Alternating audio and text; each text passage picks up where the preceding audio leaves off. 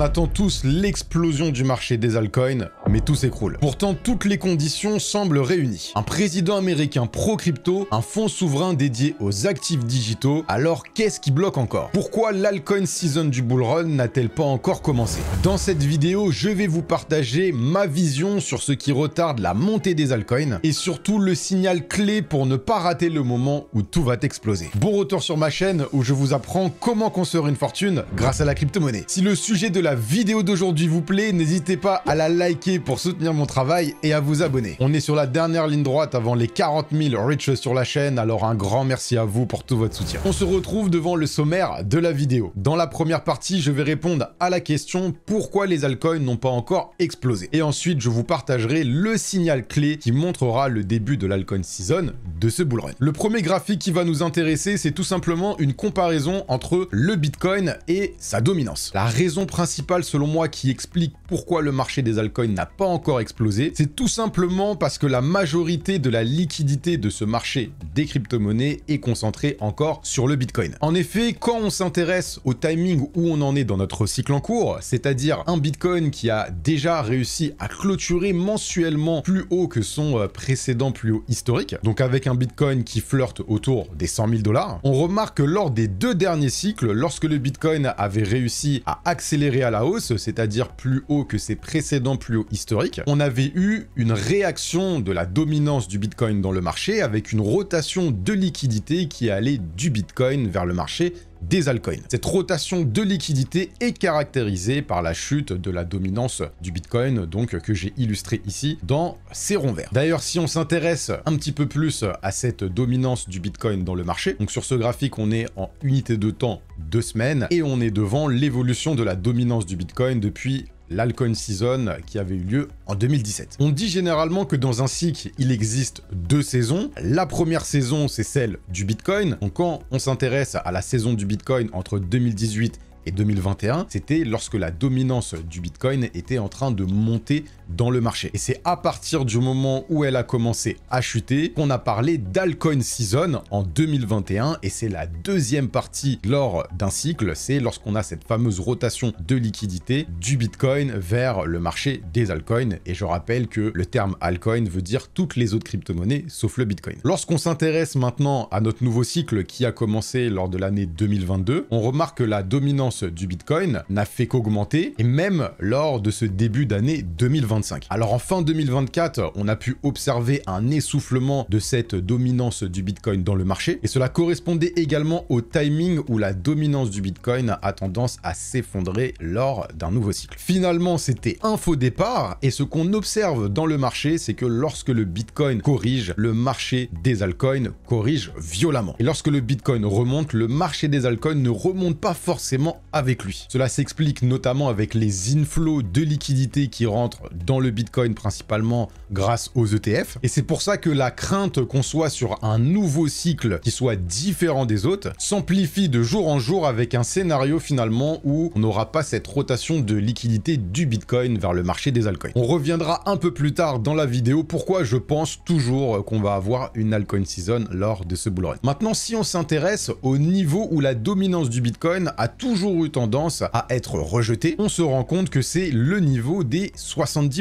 C'est le niveau qui est caractérisé ici en orange et on remarque qu'à chaque fois que la dominance du Bitcoin vient toucher ce niveau, elle est rejetée fortement à la baisse. Donc c'est arrivé une fois, 2 fois, 3 fois, 4 fois, 5 fois. Donc est-ce que nous aurons une 6e fois où la dominance du Bitcoin va revenir sur ce niveau des 70% avant finalement de commencer à corriger? Mon scénario pour ce cycle était le niveau des 60%, mais force est de constater que la dominance du Bitcoin est toujours dans sa tendance haussière. Donc si le niveau des 60% ne tient pas en termes de clôture, les probabilités de voir une dominance du Bitcoin lors de notre cycle à 70% seront d'autant plus renforcées. On va continuer sur la deuxième raison pour laquelle nous n'avons toujours pas eu d'altcoin season lors de notre bull run, et cette fois-ci, c'est une raison macroéconomique. D'ailleurs, si cette vidéo atteint les 3000 likes, je vous ferai une édition spéciale des crypto-monnaies qui ont montré le plus de force dans le marché, c'est-à-dire celles qui ont le plus de probabilité de rebondir avec le plus de force lorsque le marché va se retourner. Alors si ce sujet de vidéo vous intéresse, explosez-moi la barre des likes, mais rich. Donc ici, je vous ai sélectionné un graphique que j'ai trouvé sur Twitter, que j'ai trouvé très intéressant. Vous trouverez d'ailleurs le lien de ce tweet en barre de description. Et on a donc une comparaison en haut de l'évolution de la politique monétaire aux États-Unis, et en bas, nous avons le graphique de l'Ether contre le Bitcoin. Je rappelle que l'Ether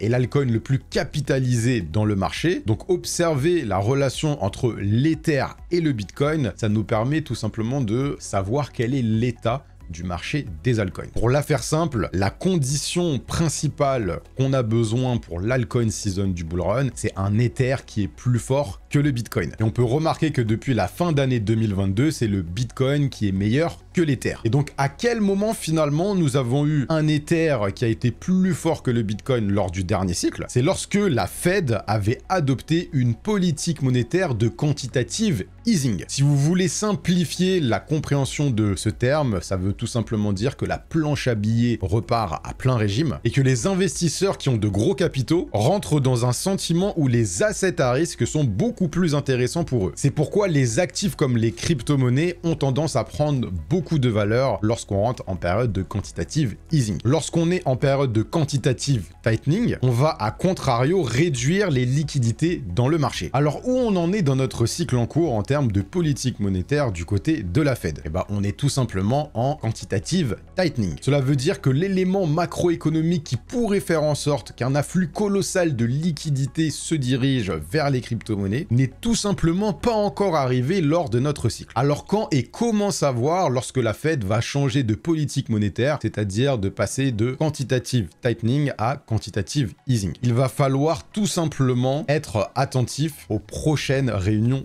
de la Fed. Donc ici, vous avez toutes les dates des prochaines réunions FOMC de la Fed. Donc pour cette année 2025, les prochaines réunions sont prévues le 19 mars, le 7 mai, le 18 juin, 30 juillet, 17 septembre, 29 octobre et le 10 décembre 2025. Ce qui va nous intéresser dans un premier temps, c'est quelles sont les probabilités que nous allons avoir une prochaine baisse des taux d'intérêt directeurs. Parce que là aussi, un environnement où nous avons la baisse des taux d'intérêt directeurs, c'est un environnement où les assets qui sont risqués deviennent très intéressants. Donc quand on regarde les probabilités d'avoir une prochaine baisse des taux directeurs lors de la prochaine réunion, on est à 92% de continuer sur une pause de cette baisse de taux d'intérêt directeur. Visiblement, là où les probabilités semblent être intéressantes pour une prochaine baisse des taux d'intérêt directeur, ce sera lors de la réunion du 18 juin 2025. Là, je vous ai montré comment interpréter ces probabilités, mais ce qui va nous intéresser par rapport au quantitative tightening et au quantitative easing, c'est les rapports de la Fed. Et c'est lors de la sortie de ces rapports qu'on a l'information si la Fed continue dans sa politique monétaire de quantitative tightening ou si la Fed, au contraire, passe en politique monétaire de quantitative easing. Donc la prochaine date importante, ce sera le 19 mars 2025 et nous aurons donc l'information si nous rentrons en période de quantitative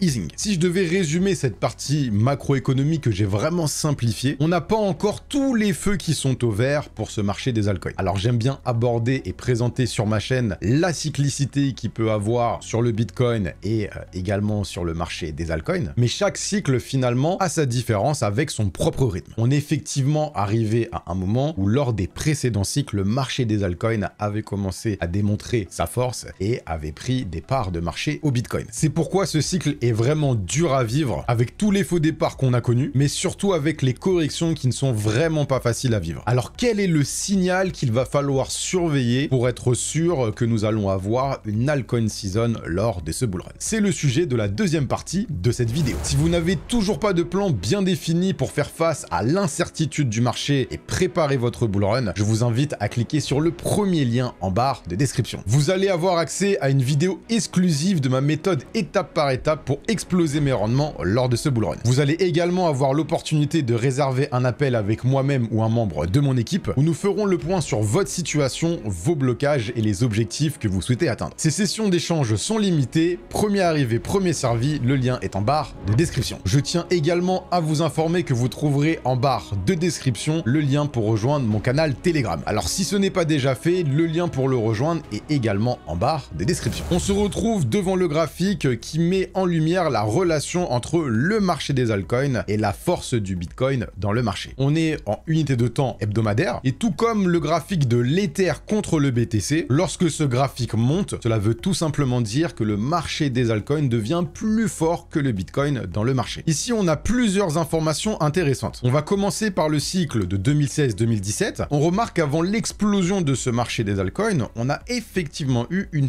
capitulation des altcoins face au Bitcoin. Et à ce moment-là, la pensée dominante, c'est qu'il n'y allait pas avoir d'altcoin season pour l'année 2017. Bon, ensuite, il y a eu la rotation de liquidité du Bitcoin vers le marché des altcoins et on a eu un premier mouvement haussier, ensuite correction, puis un dernier mouvement haussier. Sur le cycle d'après, pareil, avant l'explosion du marché des altcoins, on a eu un dernier mouvement de capitulation face au Bitcoin et on a eu un premier mouvement haussier, puis un deuxième mouvement haussier. Là où je veux attirer votre attention, bien évidemment, c'est qu'on a également connu une capitulation qui a fait très mal sur ce mois de février dans le marché des altcoins face au Bitcoin. Et on est arrivé sur cette zone clé où le marché des altcoins a toujours eu tendance à rebondir face au Bitcoin. Donc le signal à surveiller ici, c'est lorsque l'on aura un rebond haussier qui va se matérialiser sur ce niveau. À partir du moment où on a les premiers signaux qui nous montrent que le marché est en train de se retourner, ce sera le point de départ pour notre bull run en 2025. Alors on est sur un sentiment de marché qui est au plus bas, on est tous fatigués, mais je voulais tout de même vous rappeler qu'en termes de prix sur le Bitcoin, en termes de structure de marché, le Bitcoin est en train de consolider au-dessus des précédents plus hauts qu'il avait connus lors de l'année de 2021. Concrètement, cela veut dire que tant que le Bitcoin conserve cette structure haussière, le prochain mouvement qui nous attend pour cette année 2025, c'est un mouvement haussier où le Bitcoin va aller chercher plus haut que les 110 000 $. Et c'est l'une des conditions qu'on a besoin pour se voir matérialiser finalement l'altcoin season de 2025. Alors je rappelle que cette vidéo n'est pas à prendre comme un conseil en investissement, je vous partage tout simplement ma vision du marché. Cela ne veut pas dire qu'elle va forcément se réaliser, je ne suis pas Madame Irma. L'idée c'est vraiment de vous permettre de prendre du recul par rapport à la situation sur du court terme pour avoir les éléments qui nous intéressent finalement en tant qu'investisseur sur du long terme. Il y a un dernier graphique ici qui a été pas mal partagé sur Twitter, vous retrouverez également le lien du